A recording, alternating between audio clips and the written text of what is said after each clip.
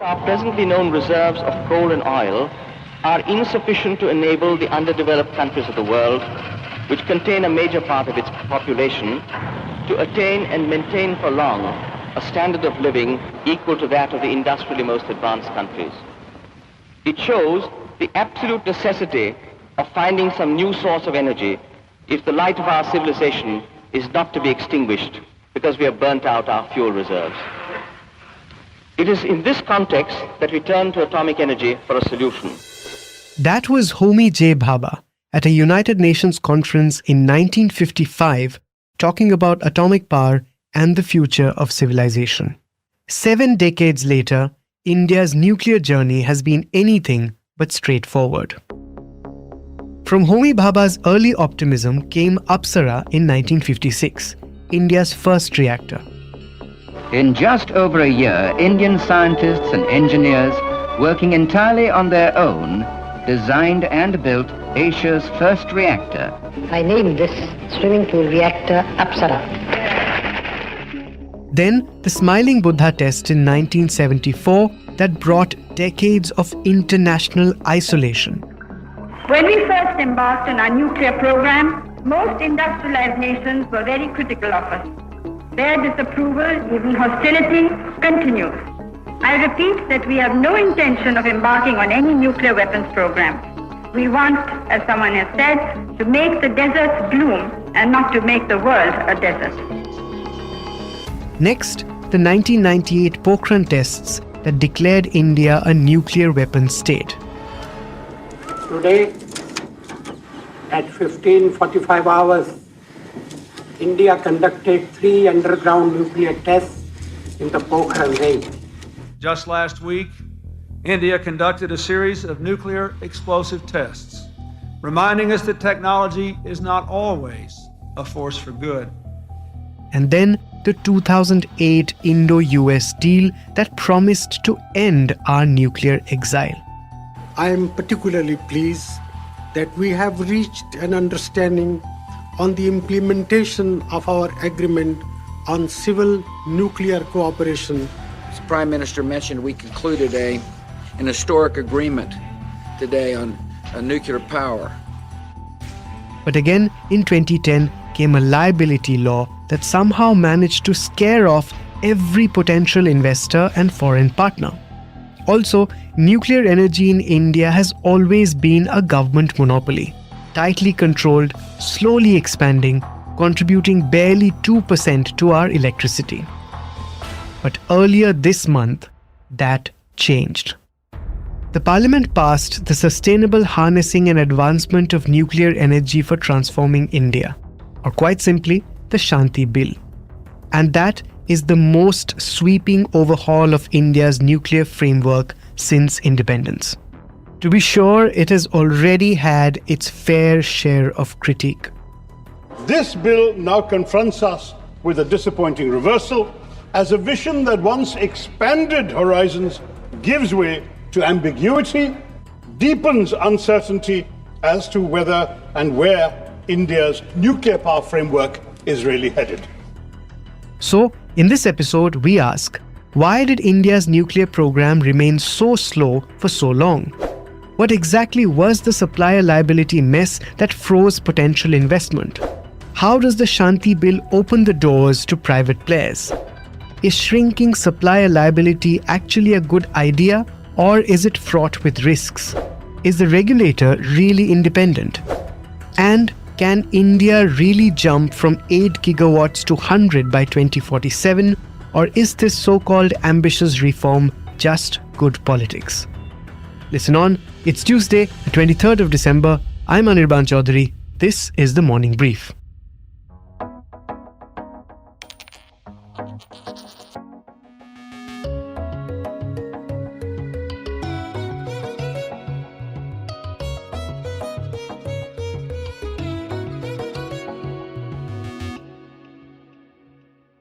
Now, India's nuclear story really splits into 2 eras, before and after that Indo-US nuclear deal.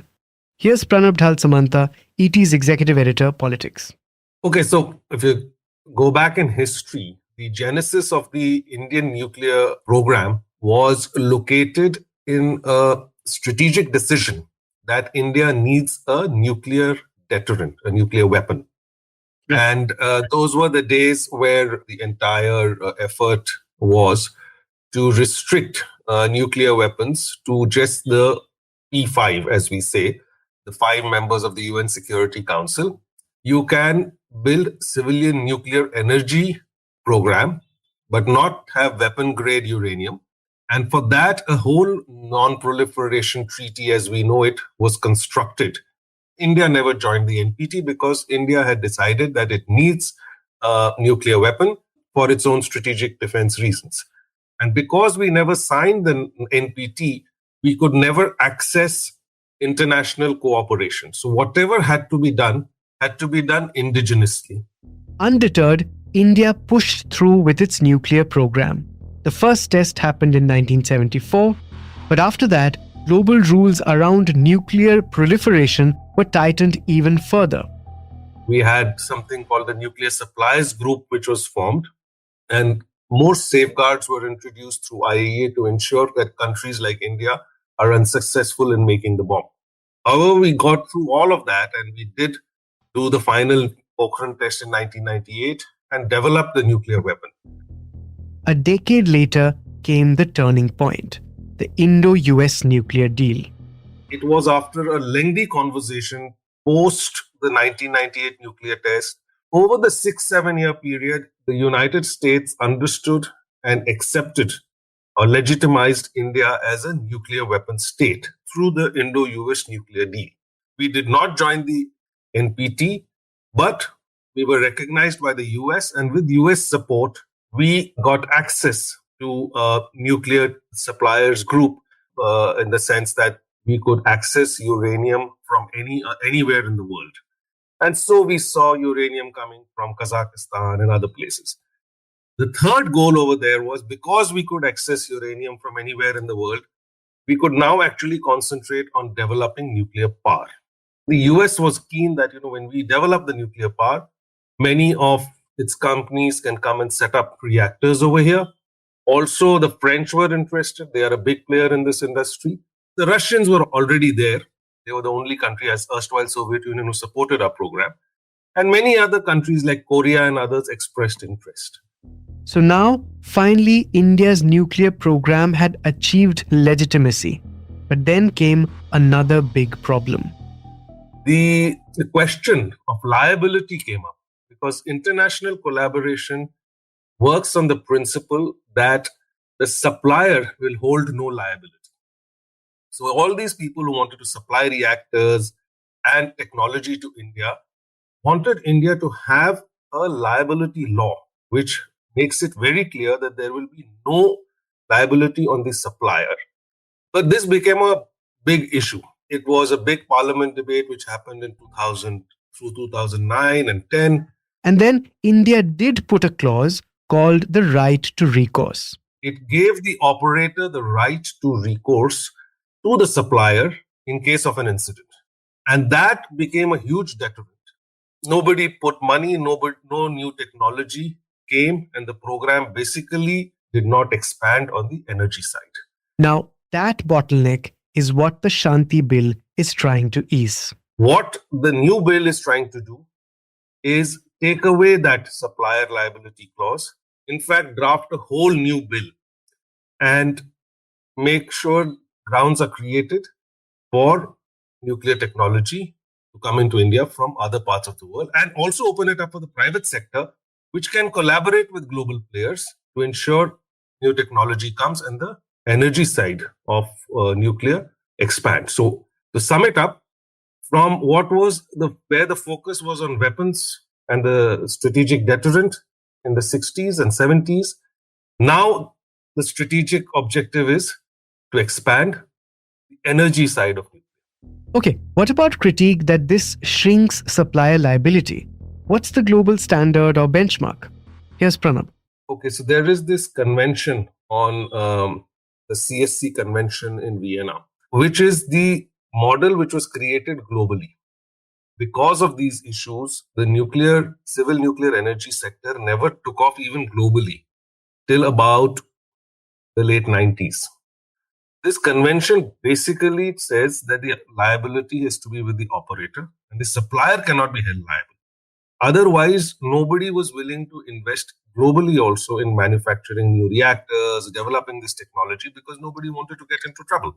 Okay. So countries were encouraged to sign this and have laws which reflect this. Our law was meant to do that. But because of domestic political reasons, we tried to tweak it and modify it. Unfortunately, that served as a deterrence to investors who were not convinced. And so, our nuclear power expansion has been glacial at best. Just 2 gigawatts in the last 15 years. That's hardly anything. Neither have we been able to make our own reactors sort of grow. Despite the access to nuclear fuel, our program has not expanded. That clearly shows that NPCIL, which is a public sector entity, cannot do this on its own. We've not had new reactors come up. And if you look at the net zero targets which India has set for itself, the calculations are that by 2070, 200 gigawatt has to come from nuclear for India to meet its net zero goal. Now you further shrink it, that makes it 100 gigawatt by 2047.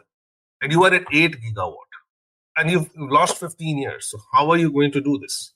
The fact is, India is a unique country which is not aligned to the International Convention on Liability. The world over, that is not the practice. Now, an impasse on supplier liability is of course not the only thing that the bill is trying to resolve. The main aim is to open up this industry. This was a very closed sector. So the Department of Atomic Energy was everything. We had an Atomic Energy Regulatory Board. We have Uranium Corporation of India Limited. We have the Nuclear Power Corporation of India Limited. And certain other entities on waste management, etc. But all of them are serviced by one crop of people. It's like you are the umpire, you are the player, you are the coach, you are everything. Okay. So it's handled by the same set of individuals. And that is not the way a sector can expand. The good example to cite over here was when we opened the telecom sector. It was also a very sensitive sector. But what is the first thing you did? You separated the regulator from the industry or the sector. Regulator cannot be a participant. So the TRAI was created, the Telecom Regulatory Authority of India, through an act, and where the role of the regulator was clearly defined. Similarly, the regulator has to be separated if you are bringing in private players. Otherwise, there will be no equal footing for the private player and the public sector player. As you open up the sector to private players and foreign entity collaboration, you have to have an independent regulator. So what this bill does is it actually separates the regulator from the play, allows other people, then creates the conditions for private players to come in, and assigns the role of what the central government authority or the agencies can do. So if you look at a nuclear cycle, the central government will still control uranium enrichment, which is the first step. The private player can operate the nuclear reactor where the processed uranium comes. Again, the waste goes back to a newly formed government body called the Radioactive Management Authority. Now the question here and the critique is that the regulator may not be independent. Here's Pranab. I take that on board because, look, everything, bill will not be an answer to everything. This bill is now an act. Rules will be made. And those rules will have to ensure that independence is reflected in the rules. I think what we need now is kind of a nuclear mission directorate kind of a thing, a mission authority or something like that, which puts into place all these new entities. And that should make sure that the regulator is independent. Look, these concerns were also raised when telecom was opened up, whether TRAI will actually be independent. But eventually you did it. The Act allows and talks about an independent regulator. Now it is for the government and the authorities to make sure that that happens through the right rules and the right framework to execute and set these bodies up. Because see, what has happened is, though we say nuclear energy, the power ministry, which has responsible for power in the country had no interaction with the nuclear energy people. It is a subject for power ministry to deal with the private players. So the role of power ministry has to be increased. Only then pricing issues and all of that will be resolved. How much gets into the grid? It has to be connected like any other power sector. Like you have hydel power, you have thermal power, you'll have nuclear power. It cannot be isolated. So the role of power ministry, the role of the electricity regulatory authority, all of this has to be implemented through rules which will actually define this act. The challenge is to do all of this, do it quick, and get a professional body, because many other decisions will come up. What kind of reactor designs will India accept? How will we dispose waste? All of this requires very good planning and the writing of rules and decisions which need to be done quickly. If we take a long time to do this, again, we will run into a morass. Now remember, the Shanti Bill lands just as an Indo-US trade deal is being discussed. Washington has always wanted commercial skin in India's nuclear game, not just strategic alignment. Will this bill then give that decisive push to the trade agreement? I think in earlier this year, there was something called the International Nuclear Energy Act, which was passed by the US Senate. It basically changes things in the US setup to proactively pursue international cooperation and selling of US nuclear technologies in other countries. Not everybody, but to allies and partners. That's the term which is used there. Basically, they are opening up. They want to make money from this. They want to expand this sector, something which the Trump administration has identified. And that's why this changed. This act was brought in, which changes some of their own domestic laws on this. And it says category of allies and partners. Now, we know we are not an ally. The word partner was introduced specifically for India.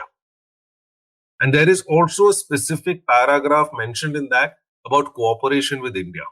Because India is a very big market, as I told you, the kind of targets we have. Our environment was not conducive because of these liability provisions, etc.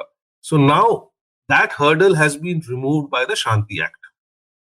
So now you have the International Nuclear Energy Cooperation Act in the US and you have the Shanti Act here. And I think they seem very compatible. Okay. That gives you a solid footing to really get in the US nuclear industry to come to India. Now, something like this opens up its big business. And naturally, you would feel that given the overall context, this should also be one of the things which the US administration should now be looking at. And not get stuck with the minutiae in the trade deal, and whatever little impediments are there on the trade deal should be resolved, because this is another big opportunity which has opened up. India enacting this act actually opens up a huge opportunity for the US nuclear sector, which has been looking to expand. So from Pranab, we got the context and how the groundwork was laid. But the law itself had to navigate Parliament. I asked my colleague and sector expert Anubhuti Vishnoi to walk us through how this bill actually came together.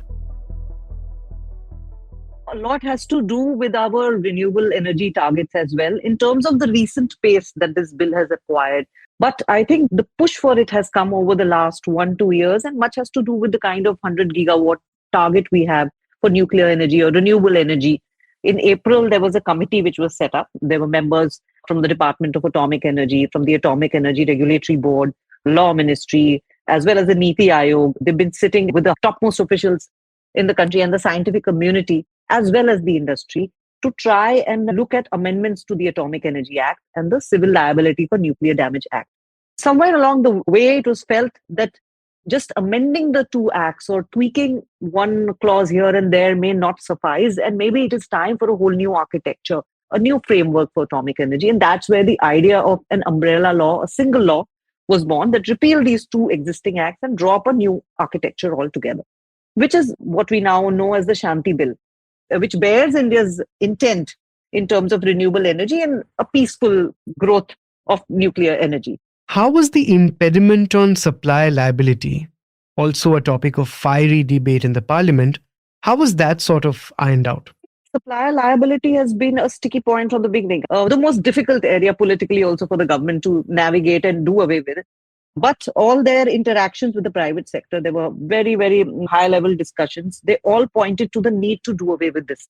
I think that was quite clear that it'll have to be done away with. But at the same time, how do you bring adequate liability cover in case of a severe nuclear damage? The whole idea is that how do you still protect the public? And that I think the Shanti Bill has tried to address through a graded mechanism. If you look at the fine print of the bill, it has categorized reactors according to their size and what is the kind of liability limit. So for instance, any reactor with thermal power over 3600 megawatt, the liability is as much as 3000 crores. For a smaller reactor of 150 megawatt, it's just 100 crores. They've brought in a graded mechanism. They've also brought in penalty clauses. That is how they are trying to ring fence it and bring in adequate liability and compensatory cover, even after removing the supplier liability clause. Also, please remember, they've also mentioned that, you can go to the CSC under the Vienna Convention, that you can actually go there and seek more money in case a need arises if the damage is so high and more compensation is required. They've removed supplier liability, but they have to try to build in other compensatory structures. Now, the bill caps the maximum compensation for a single nuclear incident at 300 million special drawing rights or SDRs, which is approximately 3,000 crore rupees, as Anubhuti said. How aligned is this compensation to international standards? So when we are talking about 300 million SDR or special drawing rights, this is in keeping with the Convention on Supplementary Compensation. We are a signatory to that. That is the minimum amount you have to commit to if you want to be part of the CSC. So India is committed to that. Now, most countries are around this figure, but yes, there are others like the UK has 700 million euros, which is far higher than this. Argentina has done a more graded system that, maybe for nuclear transport accident, we'll put in these many $1 million, etc. But with a 300 million SDR, we are compliant with the CSC. Now, Anubhuti, the biggest point of the bill is actually the opening up of the sector to private participation. What changes operationally? Very, very massive change. That is where the biggest shift has happened. So far, remember, it is entirely government held. It is a Department of Atomic Energy and other entities. It's the Nuclear Power Corporation of India, which is responsible for everything from design, construction, commissioning, operation of a thermal nuclear power plant. NTPC has come in more recently. Others, railways, etc., also trying their hand a little bit at nuclear energy, but it was not felt that was adequate to kind of nuclear power equation we need to achieve. We needed the private sector also because it requires capital infusion. So now what will happen is you have opened the door for private sectors into various areas. So the government can now issue a license to anybody, any government company, private company, joint venture, or even an individual. And they can build, own, operate, decommission a nuclear power plant. A very crucial area of fuel fabrication, which is so tightly held. They are even allowing the private sector there. Then refining of uranium up to a certain threshold value, storage of nuclear fuel, import of nuclear fuel, which they will require to run the plants. All that is now permitted to the private sector. So it's a massive opening up. They have brought in a nuclear safety vertical along with that. So there will be oversight on that, which will be still regulated through the AERB, the Atomic Energy Regulatory Board, which has been made into a statutory authority, has been given more power now. So, and the center will also retain control over certain sensitive areas like heavy water production and its upgradation, then management of spent fuel cycle, source material, fissile material. This the center has held because it was felt that this is too sensitive to be given away. Also, India will own uranium deposits, which we have. We will not be giving it to the private sector. That is being reserved for defense purposes or any other strategic use that the country might think fit. So, private sector will have to import uranium for it, reactors. But the rest, yes, massive opening up. And I think this is based on the kind of interactions they had with the private sector. But the government is quite confident that the private sector will step in a big way with the area opened up for them. And there are companies that have shown interest already. Like there's Westinghouse, the US reactor heavyweight whose India plans froze for a decade over liability fears. And Areva, the French nuclear giant behind the long-delayed Jaitapur project, the world's largest proposed nuclear power project on paper, but where Areva's reactors waited years for liability clarity. Both of them, among others, are betting that regulatory reform finally opens up the doors for them to play their role in India's nuclear sector. We gather a lot of investors and private sector companies have reached out to the government also on many of these aspects. They're keen on knowing the fine print. And so there is considerable interest. There is that we should be able to stitch up joint ventures and collaborations very soon in the space. The likes of Westinghouse, Areva have always flagged off liability as their major concern. With that addressed, there is actually quite a positive feedback on the whole scenario, and it appears we should be able to have in place the private sector collaborations very soon in nuclear energy. And finally, Anubhuti, what are the steps ahead for the Shanti Bill? So if we look at the steps ahead with the Shanti Bill passed by Parliament, the centre will certainly expect robust interest from the private sector, and that is a key objective as well. I'll repeat this because they're so important that three key speed breakers or irritants are out of the way. One is supplier liability, right to recourse, and also an important thing is the role of jurisdiction of courts on nuclear-related disputes has been highly limited through this bill. A nuclear damage claims commission is there, and a special tribunal now will look at these issues with a very small window left open for an appeal in the Supreme. That is a very, very big relief to the private sector and will give it considerable comfort as well as to foreign suppliers. And we are already hearing of interest being shown by industry leaders, whether it's Ambani's, Adani's and the Tatas, that is already well known. But even foreign suppliers and nuclear power companies, Westinghouse, the French group earlier known as Areva, also Mitsubishi, all of them are keenly watching this space now for collaborations with Indian partners. Yet we have to still wait for the rules to the act, which will follow soon, and they are being keenly awaited, will be closely scrutinized. One big area is FDI, though it does say any entity and any collaboration will be permitted. However, FDI is totally prohibited in sectors that are not open to domestic private investment. It is unclear the levels of FDI they will permit. At the same time, very recently, a high-level Niti Aayog panel has favored FDI through the government route, through in the atomic energy sector. So this will have major implications and will be something to watch out for. Apart from that, since India has kept the atomic energy sector and framework under such tight government control so far, we need a clear-cut implementation strategy, something, maybe even a nuclear mission or something, to enable a new framework to fall in place. Rules will detail all that. So yes, the next moves on the fine print, the legal framework that will follow, that will be of great consequence to India's new nuclear trajectory, if we may call it so. So now comes the hard part, actually building those nuclear reactors. If you were to listen to critiques, we've actually traded supplier accountability for global investment. How long will that hold? The regulator gets statutory power, but will it truly be independent? Private players are interested, but nuclear plants take a decade to build. And all this while, solar gets cheaper every year. In a nutshell, if we are serious about net zero by 2070, nuclear has to deliver. India is betting big on this. Whether it pays off depends on what happens next in boardrooms, regulatory offices, and reactors. That's it for today. You were listening to this episode on The Morning Brief. It was produced by me and Vinay Joshi, sound designed by Indranil Bhattacharjee. A new episode of The Morning Brief drops every Tuesday, Thursday, and Friday, wherever you get your podcasts. Keep listening. All external clips used in this episode belong to their respective owners. Credits are mentioned in the description.